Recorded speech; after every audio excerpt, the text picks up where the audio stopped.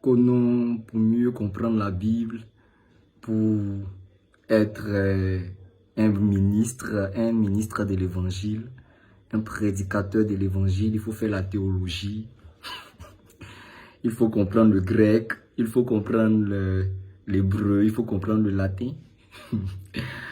Vraiment, ça fait quand même, de la peine de voir que des gens n'ont vraiment aucune connaissance des choses de Dieu.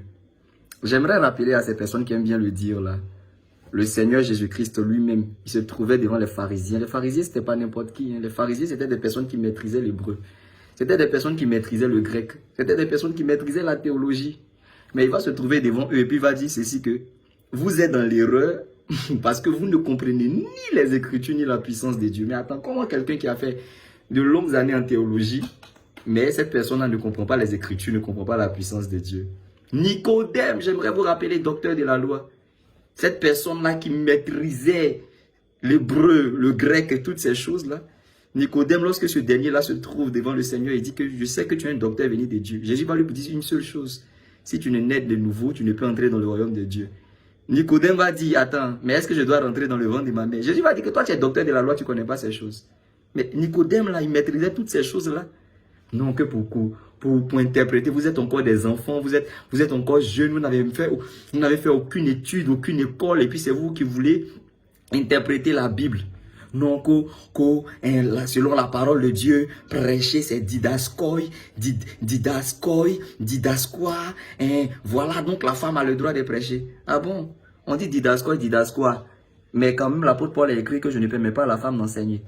Vous voulez rentrer dans les sensations. Didascois ou non didascois, ou didascois. L'apôtre Paul dit, je ne permets pas à la femme d'enseigner. Donc ne venez pas dire que prêcher c'est didascois. Donc selon, vu que prêcher c'est didascois, et que la femme aussi peut prêcher dans les rues et tout ça, donc la femme a le droit d'enseigner. Vous ne comprenez pas les Écritures. Vous ne comprenez pas les Écritures. Un temps soit peu, même l'apôtre Paul avait été enseigné sous Gamaliel. Mais l'apôtre Paul arrivait un instant, un moment, un temps soit peu, est rentré en lui-même et avait compris qu'il n'avait aucune connaissance de la parole de Dieu. Avait compris qu'il n'avait aucune connaissance des Écritures. Lui-même, il a décidé de jeûner, de rentrer en lui-même et de chercher à se faire former par le Saint-Esprit, à méditer les Écritures, mais au-delà de ça aussi, à être, comment on appelle ça, plongé dans la parole de Dieu.